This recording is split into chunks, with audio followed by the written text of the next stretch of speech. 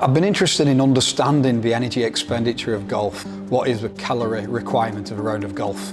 But when you actually look at the literature, that hasn't been answered well at all. What is contributing to differences in energy expenditure? Obviously health is a huge issue, obesity is a huge issue. What do sort of these results tell you about how golf stacks up in that? That's probably one of the most important considerations from this study. Don't think you're losing your health benefits by putting your clubs on an electric trolley. If that makes you more likely to get on that golf course and do it, and know that in doing so you're helping to contribute to your physical activity guidelines, which will have long-term positive effects on your health. First things first then, Graeme, why don't you introduce yourself? Yeah, so I'm Professor Graeme Close. I'm a Professor of Human Physiology here at Liverpool John Moores University, where I wrote my Master's degree in Sport Nutrition, and I also contribute a lot of lectures on the physiology programme. I guess a little bit more interesting than that is the wider roles that I have. So I also head up nutrition to the DP World Tour, formerly the European Tour. I'm a nutrition consultant to the Ryder Cup team, the European Ryder Cup team. And then for the last 9 years now, I've been the lead nutritionist to England Rugby Union. I've consulted in a variety of Premier League football teams, such as Everton, currently Aston Villa, in boxing, currently with Dillian White, and a variety of other sports where I work as a sport nutrition and physiology consultant. So the reason we're here was just talking about the study that you performed. Well, why don't you explain why did you want to perform the study that you did, first of all? Yeah, I've been interested in understanding the energy expenditure of golf for a long time now. By energy expenditure, I mean what is the calorie requirement of a round of golf? And it seems like a really simple question, but when you actually look at the literature, that hasn't been answered well at all. And an example of how badly it's been answered is that the suggestions in the published literature that it's anywhere between 500, which is quite low, up to 3,000 calories, and 3,000 is similar to running a marathon. And as much as we like to promote the health benefits of golf, which are numerous, I don't think anyone really thinks that a round of golf is similar to running a marathon. So what we wanted to do is use better technology to fully understand what the energy expenditure of golf was. And that's for two major reasons. One, with the elite athletes I work with, it means I can then design individually tailored nutrition plans to make sure they're fueling the round correctly. But from a wider general health perspective, it means I can give the general public accurate information as to how much energy they're expending in a round of golf, so then they can use golf better as part of their everyday activity for general health promotion. So you're a golfer yourself. What's your handicap at the moment? Yeah, so a very keen golfer. It's probably the main way that I relax away from the strains of university and pro sport. So currently playing off around about a 7 handicap. That's come down significantly, come down from around about 14 over the last 2 years, which perhaps shows my commitment to the golf world at the moment. So yeah, love my golf, love working with golfers, and love the social side of golf, but also the health benefits that the game gives to us all. So tell me a little bit about, we know why you wanted to do this study. How do you go about performing something like this? Yeah, it sounds a really simple study to perform. What is the energy expenditure of golf? But actually, I think the reason why it's been done so badly up to now is it's actually a more difficult study than it sounds. So I've tried numerous times to do this in the UK, but unfortunately being on an island, the weather becomes a real issue. And what I mean by that is, if I wanted to compare multiple conditions, such as we did in this study, the different modes of transporting the clubs, the chances of getting the same weather on 2 consecutive days in the UK is quite difficult. So the first thing I did was use a contact over in Portugal on the Algarve, where actually the weather at that time here is much more consistent, so we can get a consistent weather for our rounds. Another advantage of using this golf college in Portugal is that the golfers lived on site, so I was able to control lots of things, such as the food that we ate leading into the round, what we were eating during the round as well.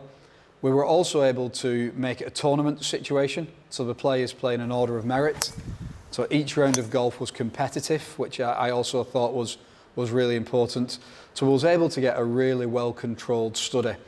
It also allowed me to recruit quite a homogenous group of athletes. So they all had handicaps between, I think it was scratch and 5.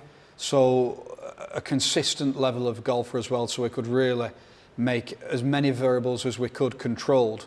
So any differences that we were seeing, we would like to think are due to the variables that we put in place, i.e. in this situation, the different modes of carrying the clubs. So I think it'd be helpful at this point just to, for the people watching, why is it important to be so rigorous with the design of the study? Like what's it in aid of?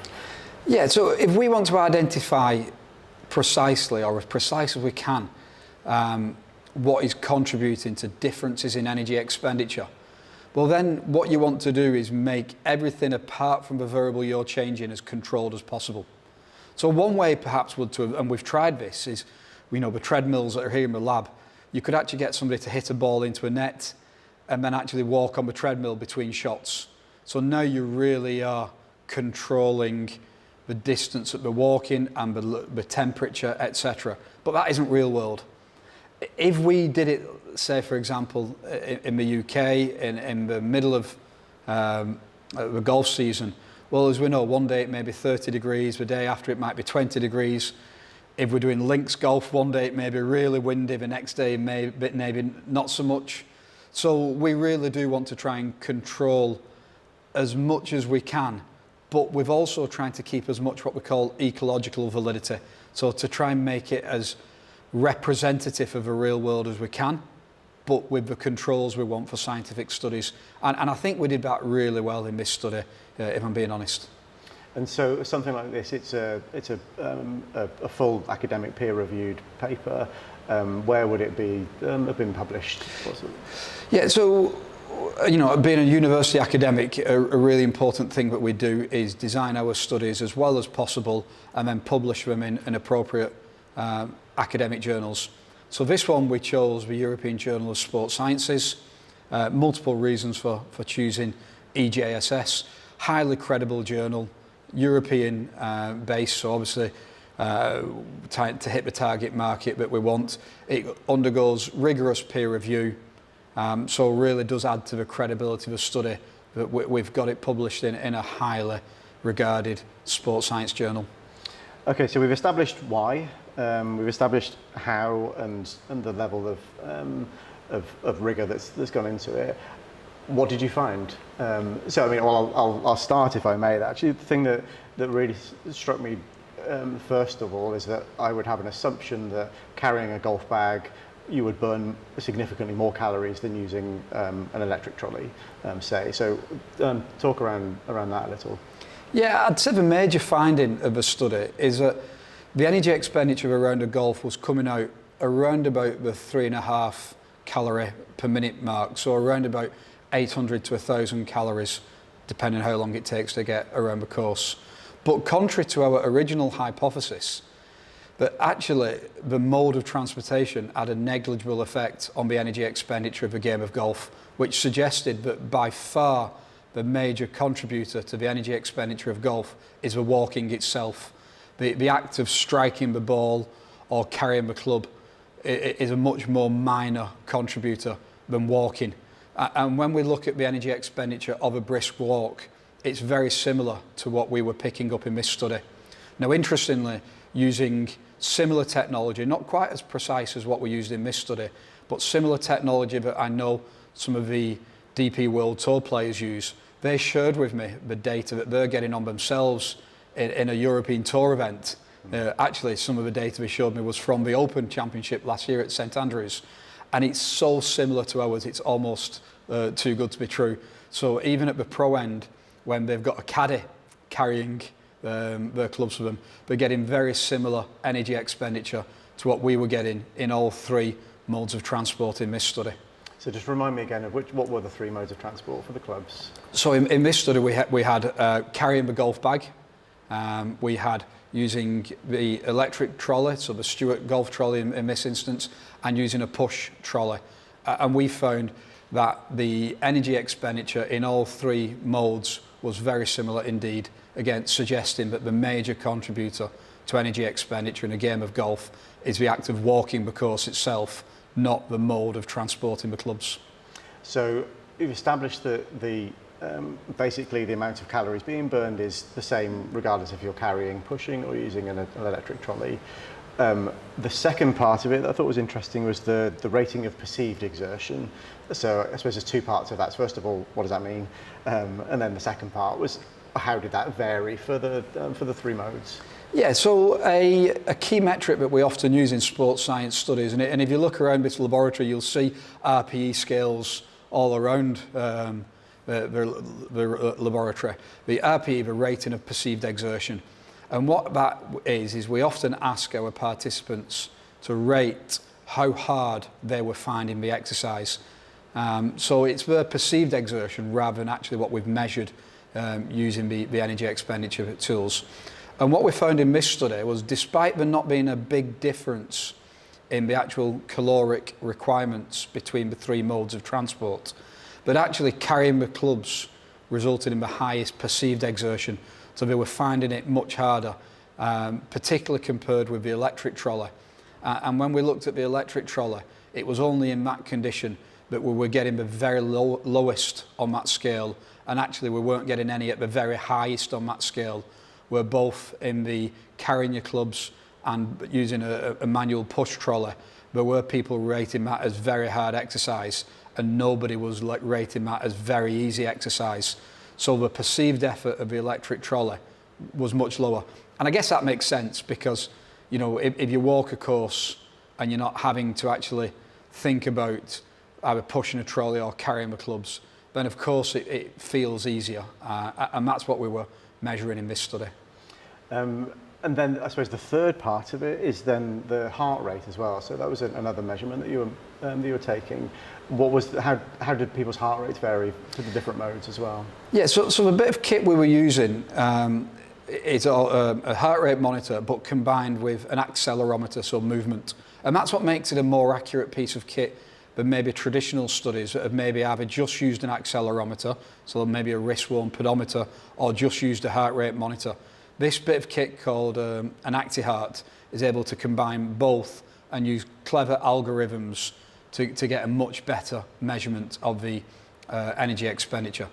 So the heart rate side of it was suggesting that with the electric trolley, the average heart rate was lower, and we didn't get big spikes that we were getting in the other modes of transport.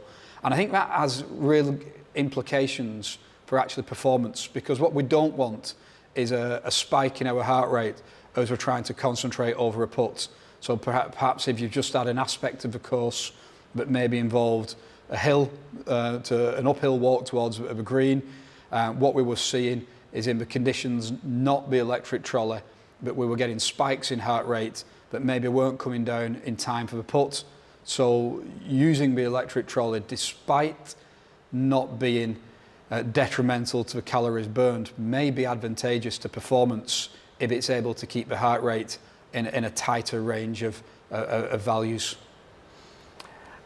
Yeah, we've all been in that situation where you've got a 60 degree into the green, but actually your heart is absolutely thumping. That's the last thing you want when you're stood over a ball is to be sort of shaking a little bit with your heart rate up. Yeah, absolutely. Well, I guess what we all want is to be nice and calm and controlled over the ball. I don't know if you ever will be if you've got a 4-footer to win your club comp at the weekend. But yeah, you're right. What we don't want is that being spiked by the activity. We want to give ourselves every chance of being calm and making that putt. So really to summarise on that, then we're talking about that we've got the calories burned is basically the same however you get around a golf course, provided you're walking. So walking is where you're getting the benefit. The electric trolley will feel easier, even though the actual exertion is the same, and your heart rate is more likely to be steadier with an electric trolley. The study that you performed was with young elite level golfers. So when you bring these results out into the real world, what might the difference be when you've got sort of typical club golfers, people in their 40s, 50s and 60s? What might the differences be for those people? Yeah, I think that's obviously a follow-up study we would love to do. I think when it comes to the total energy expenditure, we're going to see similar values of around that, 3.5 kilocalories per minute. It may be that they're on the course a bit longer. These golfers were getting round in around about the 3-hour mark. The other thing that I see with young, high-level golfers is a tendency to carry a really light bag. It's almost a status symbol I see of the small pencil bags with not much in at all, even sometimes moving towards half a set of clubs. I think if we was using a club golfer, you might find that the bag is heavier, they carry more things, they carry the full set, they might have water, food, waterproofs. If it's anything like me, despite being a 7 handicapper, I'm terrified of running out of balls, so they often carry more balls. So if they've got a much heavier bag, you might then find that actually that perceived effort may be much higher in the carrying than it would be with the electric trolley. So you could speculate that it might even be more advantageous. But of course, this is just speculation at the moment, and I would like to do that study at some point.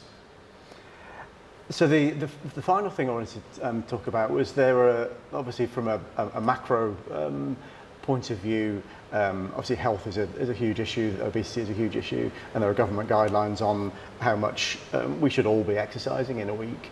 What do sort of these results tell you about how golf stacks up in that environment? Yeah, I think that's probably one of the most important considerations from this study, is that we know that the government are talking about 150 minutes-ish of moderate exercise a week for a cardiovascular benefit. And what we were showing in this study is that obviously it's more than 150 minutes, a typical round of golf, and with the heart rates being typically somewhere between 50% and 75% of heart rate max, we're really ticking them guidance boxes. So if you can get on the golf course once per week, ideally twice per week, well then you're really hitting them minimum requirements from a cardiovascular benefit. And what we know now from this study is that we're not losing them benefits by using, let's say, an electric trolley, which may make the round more enjoyable, particularly with the older members, where it may put less strain on some joints and backs. So what I would really want to emphasise is, don't think you're losing your health benefits by putting your clubs on an electric trolley. If that makes you more likely to get on that golf course and do it, please go and do that. The benefit is coming from walking. Get on the golf course, enjoy the social side of golf, enjoy spending time with your friends, and know that in doing so, you're helping to contribute to your physical activity guidelines, which will have long-term positive effects on your health. Brilliant. Graeme, I think that covers it all. Thank you very much. No problem. Great to chat.